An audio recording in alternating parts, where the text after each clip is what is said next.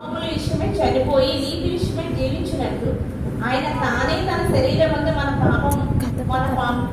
పాపములను ప్రాణ మీద మోసుకొని, అవునా కాదా చెప్పండి? ఆయన ఏమైనా పాపం చేశారంటారా? యేసుప్రభు వారు ఏమైనా పాపం చేశారా? మనం పాపం చేశామా? మనందరి కోసం కదా ఆయన మన పాపాలన్నీ కూడా ప్రాణ అంటే సిలువ మీద ఆయన మోసుకుంటూ వెళుతూ ఆయన ఎన్నో శ్రమలు పొంది ఇదయ్యారు. ఆయన పొందిన గాయాల ద్వారా మనకి వచ్చిందండి, స్వస్థత వచ్చింది. ఆయన మన కోసం గాయాలు పొందారు, కానీ ఆయన గాయాల ద్వారా మనకి స్వస్థత వచ్చింది. అదేవిధంగా 1 పేతురు 3వ అధ్యాయం 19వ వచనం, ఆత్మ విషయంలో బ్రతికింపబడి పాపముల విషయంలో ఒక్కసారే శ్రమపడరు. పాపం విషయంలో ఒక్కసారే శ్రమపడ్డా, కానీ ఆత్మ విషయంలో బ్రతికింపబడి. ఇప్పుడు మనం ఆత్మ విషయంలో బ్రతికింపబడ్డామా లేదండి? ఇప్పుడు అన్నిలు ఉంటారు చనిపోతే, ఇప్పుడు మనం ఏమంటాం? వాళ్ళు ఏమంటారు? చనిపోతే మేము ఎక్కడికి వెళ్తే ఏమో ఎవరు చూస్తామో, చనిపోతే ఎక్కడికి వెళ్తాం మనకి ఏం తెలుసు? ఈ జన్మలో ఇలా పుట్టాము, జన్మలో ఎలా పుట్టామో, వచ్చే జన్మలో ఎలా పుడతామో అంటారు. కానీ మనం ఏం చెప్పగలం? మాకు ఏ జన్మలు ఏమో, మాకున్నది ఒకే ఒక జన్మ, అది మానవ జన్మ. అది మేము చనిపోతాము, శరీరం మాత్రమే చనిపోతుంది, కానీ మా ఆత్మ చనిపోదు. మన ఆత్మ ఎక్కడ ఉంటుందండి? దేవుని సన్నిధిలో ఉంటుంది. అది మనం కేవలం మన రక్షణ పొందిన వాళ్ళు మాత్రమే, మన దేవుని చెందిన వాళ్ళు మాత్రమే గర్వంగా చెప్పగలరు, అవునా కదా? అలా శ్రమలన్నీ కూడా మనకి సమాప్తమైనవి అనేసి దేవుడు చెప్తున్నాడు. అదేవిధంగా ధర్మశాస్త్రం నిధి నెరవేర్పు కూడా సమాప్తం. ధర్మశాస్త్రంలో కూడా రాస్తున్నది కూడా సమాప్తమైంది. అది ఏంటంటే రోమీయులకు రాసిన పత్రిక 7వ అధ్యాయం 6వ వచనం, ఇప్పుడైతే దేని చేత నిబంధింపబడుతుందో దాని విషయమై చనిపోయిన వారమై ధర్మశాస్త్రం నుండి విడుదల పొందితిమి. ధర్మశాస్త్రం ద్వారా మనం విడుదల, దాంట్లో రాసిన విధంగా మనం విడుదల పొందామని చెప్తున్నారు. ఎఫెసీయులకు రాసిన పత్రిక 2వ అధ్యాయం 14వ వచనం, ఆయన మన సమాధానమై ఉండి మీకును మాకును ఉండిన ద్వేషమును అనగా విధి రూపకమైన ఆజ్ఞల గల ధర్మశాస్త్రమును తన శరీరమందు కొట్టివేయట చేత మధ్యగోడను పడగొట్టి మన ఉభయులను ఏకము చేశాడు. అంటే ఏంటిది?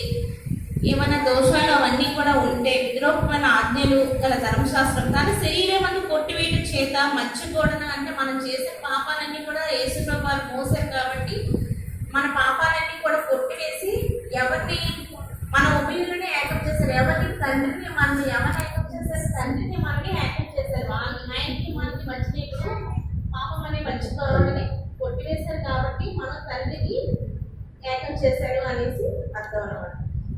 అదేవిధంగా తండ్రి చిత్తము, ఇంకా యేసుప్రభు ఇంకేమి సమాప్తమైందని చెప్తున్నారంటే తండ్రి చిత్తము నెరవేర్చడం కూడా సమాప్తమైనది. తండ్రి చిత్తం ఏంటో చూద్దాం. యోహాను సువార్త 17వ అధ్యాయం 4వ వచనం, చేయటము నీవు నాకు ఇచ్చిన పని నేను సంపూర్ణంగా నెరవేర్చి భూమి మీద నేను మహిమపరిచితిని. అంటే దేవుడు, మనం ఉన్నామండి, మన తల్లిదండ్రులు ఏదైనా, మన ఇంట్లో వాళ్ళు ఏదైనా పని చేస్తే ఒక్కనైనా అసలు మనం కంప్లీట్ చేస్తామా? ఒకటి చేస్తాం, ఒకటి వదిలేస్తాం. కానీ మన యేసుప్రభు ఏమంటున్నారు? నీవు చేయటము నీవు నాకు ఇచ్చిన పని నేను సంపూర్ణంగా నెరవేర్చి భూమి మీద నేను మహిమపరిచాను. మీరు నాకు ఏ పని ఇచ్చారో నేను అదంతా సంపూర్ణం అంటే అన్ని కూడా నెరవేర్చేశాను, మిమ్మల్ని భూమి మీద కూడా మహిమపరిచాను అని యేసుప్రభు వారు ఎంతో గొప్పగా ధైర్యంగా చెప్తున్నారు అనమాట. సంపూర్ణం చేశాను, తండ్రి చిత్తాన్ని నేను ఆ రకంగా నెరవేర్చింది కూడా సమాప్తమైనదని చెప్తున్నారు. అదేవిధంగా యోహాను సువార్త ప్రవచనాల నెరవేర్పు సమాప్తం అంటే ఏంటో కూడా చూడండి. మత్తయి సువార్త 26వ అధ్యాయం 28వ వచనం, 26వ అధ్యాయం 28వ వచనం, ఇది నా రక్తము అనగా పాప క్షమాపణ నిమిత్తము అనేకుల కొరకు చిందింపబడుచున్న నిబంధన రక్తము. అవునా కదా చెప్పండి? మనం ప్రతి ఆదివారం కూడా మనం ఏం చేస్తాము? అవునా కదా? ఇది నా రక్తం అని మాస్టర్ అంటే మాస్టర్ గారు చేసిన ద్రాక్షరసంగా మీరు ఎవరు కూడా భావించండి. అది ఎవరి రక్తం అండి? యేసుప్రభు వారి రక్తం. ఇది నా రక్తము అనగా పాప క్షమాపణ నిమిత్తము అనేకుల కొరకు చిందింపబడిన నిబంధన రక్తం. మన కోసమే కాదు కదా, అనేకుల కొరకు, మనందరి కోసం కూడా ఆయన మరి సిలువ మీద ఎన్నో శ్రమలు పడి రక్తం మార్చి మనందరినీ కూడా రక్షించుకున్నారు.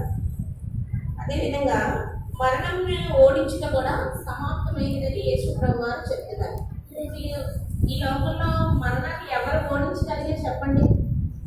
నాకు తెలిసిన దేవుడు ఉన్నారు కదా, మరి ఒకప్పుడు అంజనాలు కదా చెప్తాను, వాళ్ళంటే అప్పుడు కూడా నాకు ఇష్టం ఉండదు.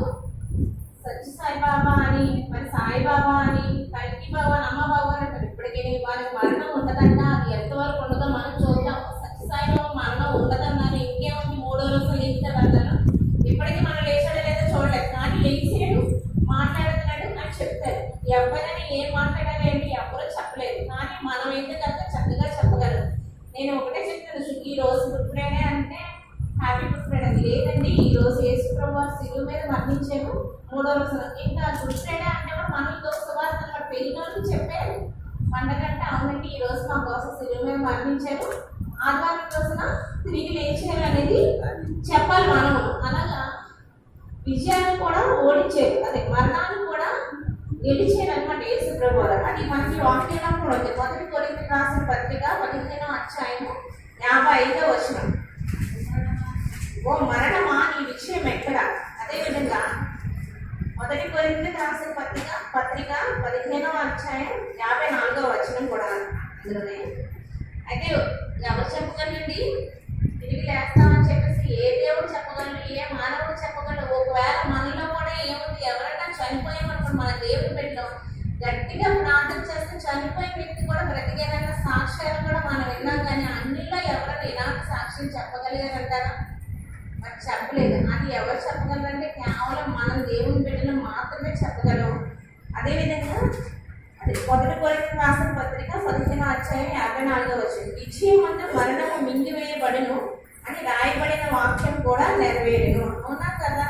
విజయమందు మరణము మింగివేయబడును అంటే మరణం అనేది మరి గెలిచారు కదా యేసుప్రభు వారు, గెలిచారు, మింగివేశారు కదా. మరణాన్ని 3వ రోజు లేచారు కదా. అదంతా కూడా ఎవరికి సాధ్యమవుతుందంటే కేవలం మన యేసుప్రభు మాత్రమే సాధ్యమవుతుందని ఆయన చెప్తున్నారు. అలాగే తండ్రి తనకు ఇచ్చిన పనులన్నీ కూడా నేను సమాప్తం చేయగలిగానని ఆయన ఒక్కరే చక్కగా గర్వంగా చెప్తున్నారు. అదేవిధంగా శాతాన్ని కూడా ఓడించడం సమాప్తమైంది. అది ఎలాగో చూద్దామండి. రోమీయులకు రాసిన పత్రిక 16వ అధ్యాయం 20వ వచనం. సమాధానకర్తయు దేవుడు శాతానును మీ కాళ్ళ కింద శీఘ్రంగా చితక ద్రవించును, మన ప్రభువైన యేసుక్రీస్తు కృప మీకు తోడైండును గాక అనేసి అంటారు. అవునా కదా? సాధారణంగా ఎప్పుడు ఎక్కడుంటాడండి? మన కాళ్ళ కింద ఉంటాడు. మన దేవుడి బిడ్డ ఎలా ఉంటామండి? అందరికీ తలగా ఉంటామా, తోకగా ఉంటామా చెప్పండి? దేవుడి బిడ్డ ఎప్పుడు కూడా దేవుడు ఏం చేస్తాడు?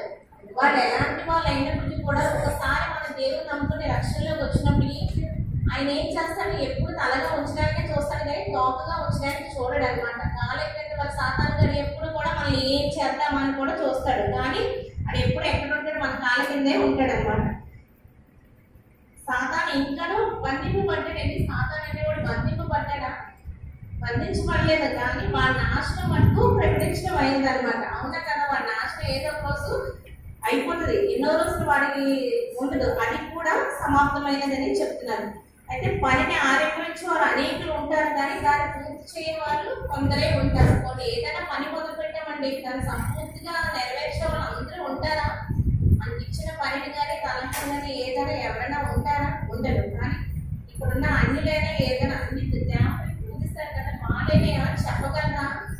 ఇది అడుగుతున్నా, అదే అడుగుతున్నా, ఇది చేయగలరు. వాళ్ళ ఎవరైనా ఇలాంటి సాక్ష్యాన్ని ఇచ్చారా? ఇవ్వలేరు. కానీ మన దేవుడు తన తండ్రి తనకి అప్పగించిన పని అన్నింటినీ కూడా ఏంటి? ఒకట ప్రార్థన ఎలా చేయాలో నేర్పించారు యేసుప్రభు వారు, ఎలా స్వస్థనవ్వాలో నేర్పించారు, దెయ్యాన్ని ఎలా వెళ్ళగొట్టాలో నేర్పించారు, ఉపవాస ప్రార్థన ఏంటి, అలా శ్రమల్లో ఉన్నప్పుడు ఏం చేయాలనేది కూడా.